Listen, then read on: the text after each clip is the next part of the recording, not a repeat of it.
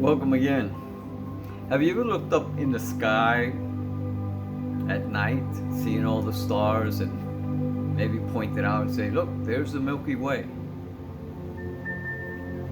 And I can see Pluto. I can see Mercury. I can see the moon. I can see the stars.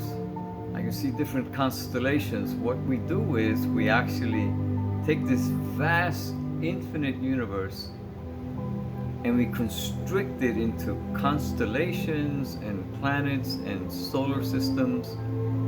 We take this great vast thing and we begin to break it up into little bits and pieces. We do the same thing on life. Take an apple, for instance. Next time you're going to enjoy an apple, hold it in your hand and just contemplate the apple. As you contemplate the apple, you'll be able to trace the journey of that apple. The supermarket, the truck that took it to the supermarket, the farm that loaded it on the truck, the workers that picked the apples, the apple on the tree. Before the apple formed, there was a flower. And then before the flowers, there were leaves. Before leaves, there were branches began to sprout out from this tree, and then there was the tree, and then there was a shoot. Coming out of the ground is a small tree, and then it was a seed.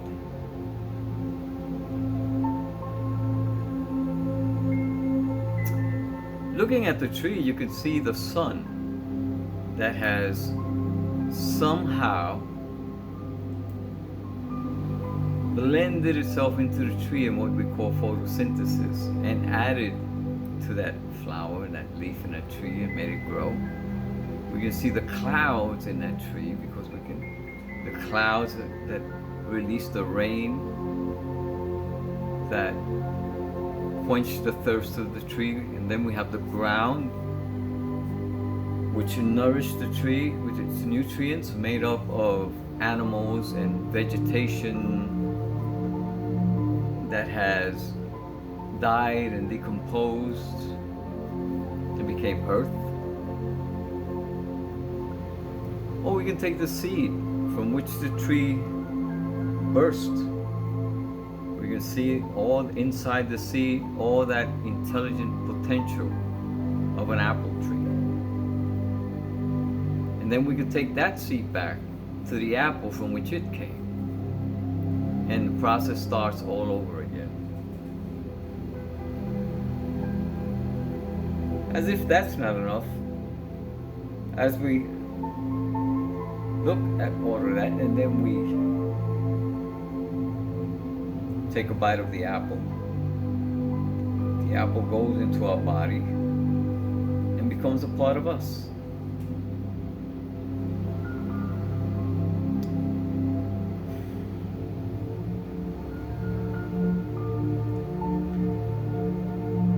But we see the apple just like when we look up into the universe at night, we see a constellation.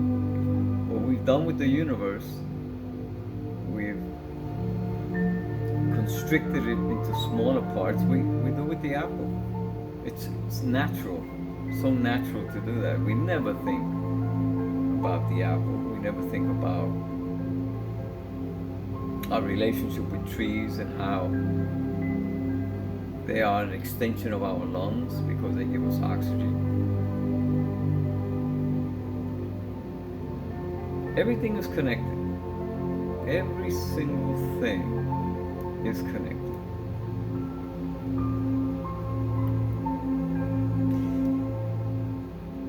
We're all connected. You and me and your friends and your family, all connected. Everybody's connected. In so many ways.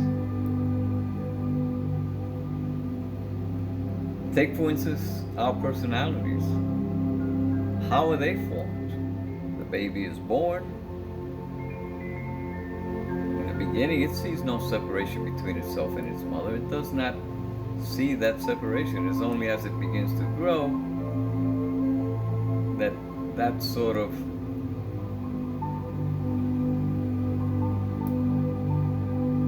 understanding develops. The child then begins to see separation. It no longer sees itself as part of its mother. But then that child begins to go to school. The parents teach them what they know about their ideals of moral. The priest teaches them about belief in that particular religion. School teaches about the history of the country. The culture teaches about food and cultural pride. So we're raised up by all these external forces around us that we buy into, and we integrate them into ourselves, and we create a personality that we call unique. In fact, it's probably made up of hundreds, if not thousands, of people's opinions. But then we identify ourselves as that. And we see ourselves as separate, just like when you picked up the apple and you seen it as just an apple. Or you looked at the constellation and you just seen the constellation separate from the rest of the universe. It's what humans do. Separate from things all around us. And then in this personality we develop, a thing is created called an ego, which is not really a real thing. But yet it is like an entity that validates itself, says I am separate from everything else, and that's how it validates itself. I am separate from that person. I am an individual. That is another person. That is the other, and this is me. And we begin this process of separation in everything. We look at someone and we say, I'm smarter than that person, or I'm not as smart as that person, or I'm not as good looking as that person, or I am much better looking than that person. All these things we create within ourselves to distinguish ourselves from everybody else. And that is the mind. That is the world of form. We never think that when we look at a form that is the space around that form that allows that form to be. Without space, the form wouldn't even exist. But we never recognize the space. We only recognize the form.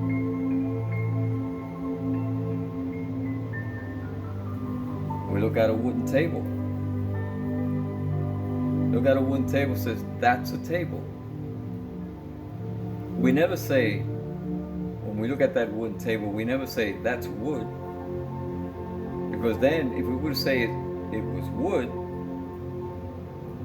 then it would be related to all wood and all trees. We say it's a table. We separated the wood by calling it a table, just like we separated the universe by calling this a constellation and these different solar systems, or like we do with the apple and we do with our personality. So everything is separated.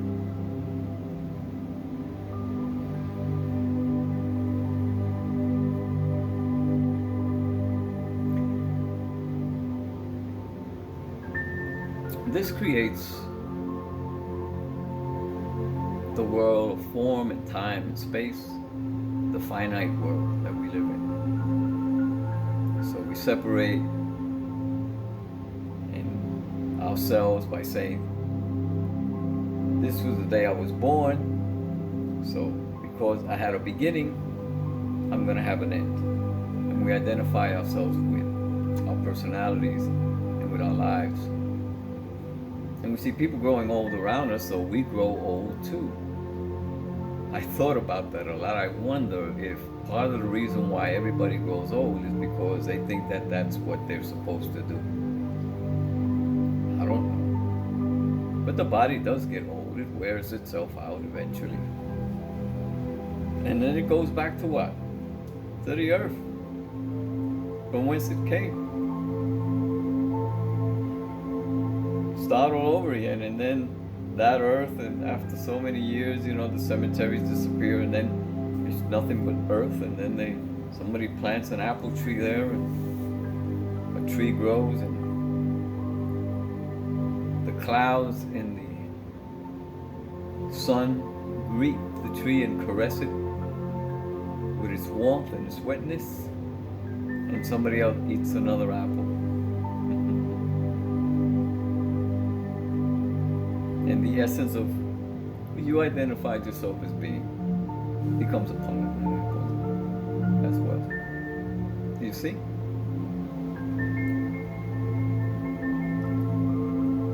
But is that all there is? Is that it? Are we this finite existence that has a beginning and an end?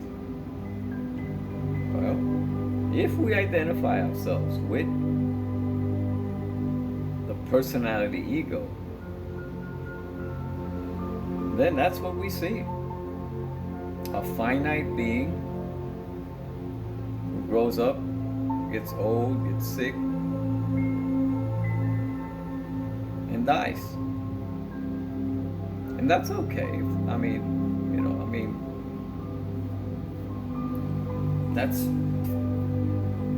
That's the way a lot of people look at it. It's fine if that's what they choose to do, but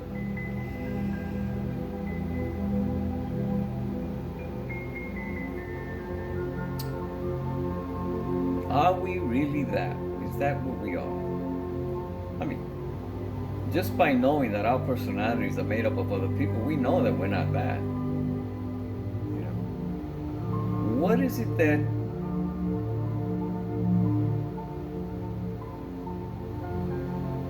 separates us from that? When if I were to ask you right now, are you aware? Ask yourself that question. Am I aware? You have a little pause, and then you'll say, yes, I'm aware. Who is it that's aware?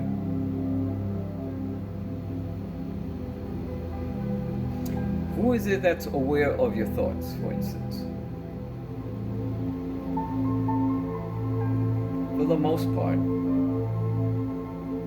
in general, people identify themselves with their thinking. They ride the currents of their thoughts. And in those currents of their thoughts, they experience suffering and pain and confusion and fear. But have you ever sat back and actually thought something and said, wow, where did that come from? Who is the witness of your thinking?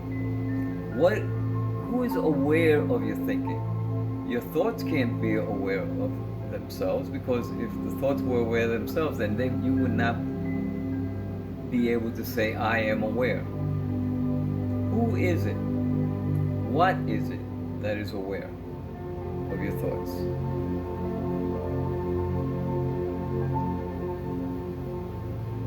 What is it that keeps your heart beating? We say, I am an individual.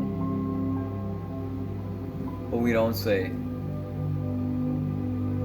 I make my heart beat. I make my digestive tract work. I wake myself up in the morning after going to sleep. Where is your mind, your thoughts, when you're sleeping?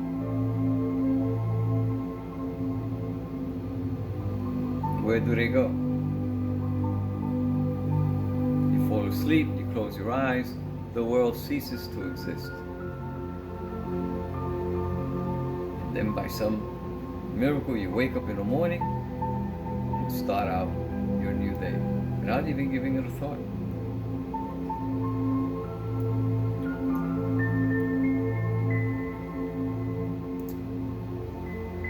The truth of the matter is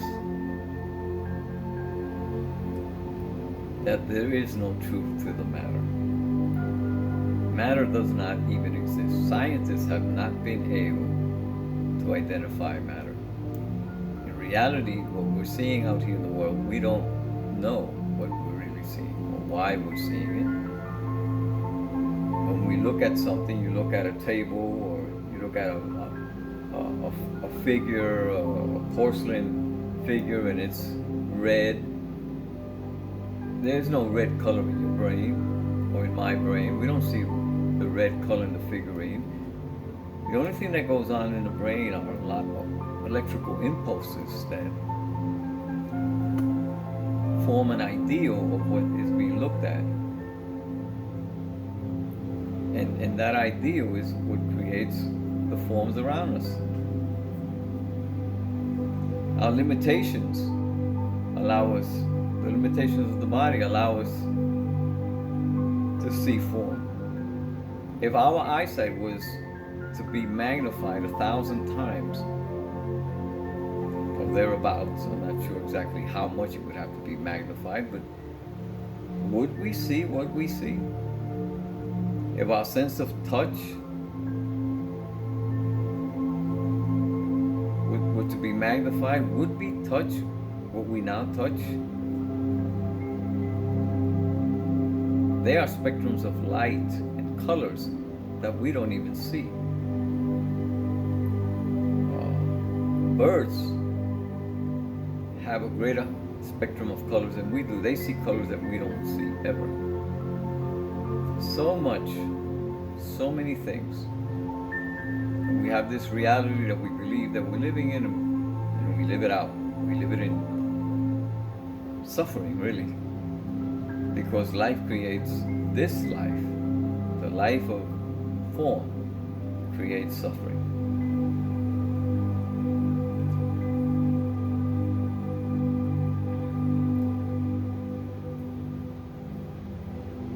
But when you say, I am aware, that which is aware is not your thinking. A practice to do? Try and practice witnessing your thoughts.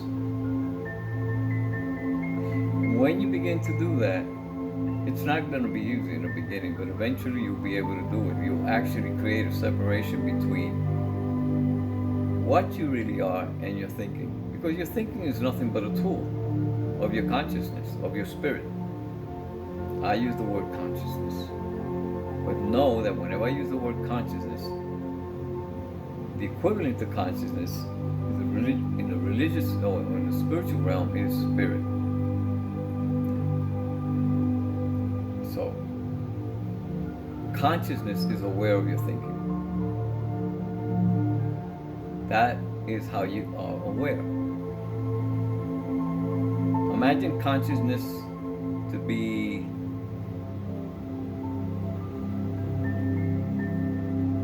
Maria. Maria is sleeping.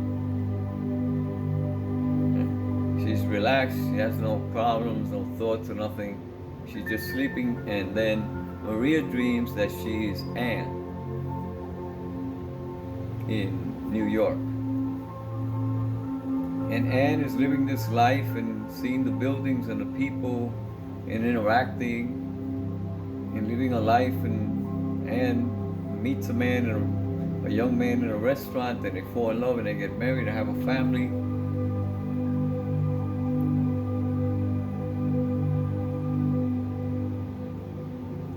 And then Maria wakes up. Anne ceases to exist. And that dream that was a lifetime for Anne may have happened in a second. So the reason I brought out that small presentation is because Maria represents consciousness. Consciousness created Anne, who lived this life. But Anne was not Maria. Anne was a creation, an imagination, say, a dream of Maria.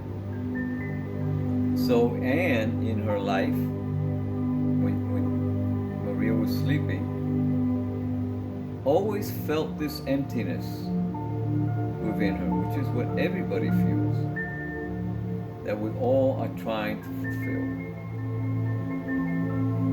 We all are, in essence, an Anne.